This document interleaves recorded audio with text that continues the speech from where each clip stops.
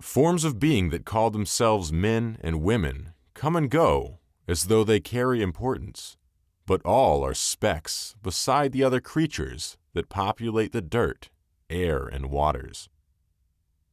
However, humanity once made a name for itself amongst the most majestic of entities, securing their place above all else, if only for a moment. They became the artificial bearers of all, holding time in one hand and reality in the other, as though they had the capability to bend it to their will. Arrogance and avarice had helped them climb to the top, but it quickly betrayed them and became their catalyst. Their wish had become true. Humans did stand out above all else for the most part. Unfortunately, it was never supposed to be. Their hunger for knowledge and power soon hit a dead end, preventing them from surpassing what it meant to be human, as their comprehension was never designed to stretch beyond what their minds and souls could let them. Before long, they reverted back to their true animalistic ways, spilling blood and provoking death to rivals. Humanity's hatred spawned war, and their wars sparked division, forgetting that they would always share the same world, no matter how hard they fought.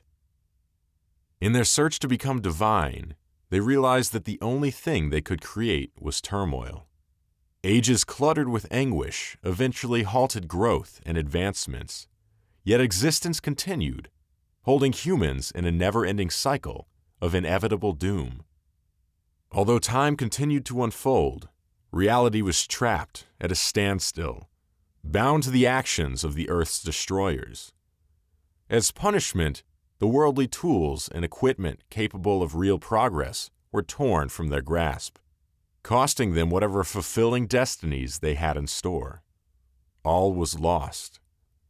Everything had now been designed to stop and oppress, thwarting what could have been, and forbidding reality from ever catching up with its ongoing counterpart. If only they knew that it would only take one person to seek out answers, to discover the price they had all unknowingly paid, to regress their actions and start anew.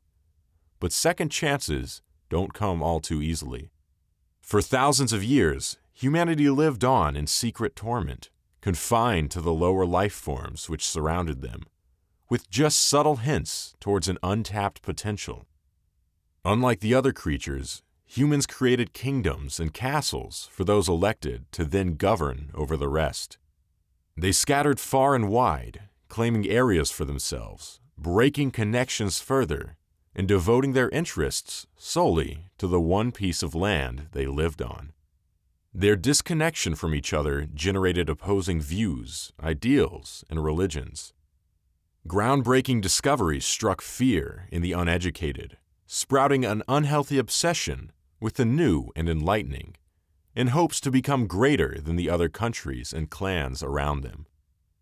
They were embarking on the exact same destructive path as before, except this time it was between themselves. The world had sadly become nothing more than a host for trivial conflict and tension, which passed on through endless generations. New life was then created and forced to continue their predecessors' lives of nothingness, as though it was their duty to do so. Life had become a paradoxical mockery of itself. From the moment a child opened their eyes, they were destined to take everything as it was and be doomed from the start. How was a boy expected to fare in such a world?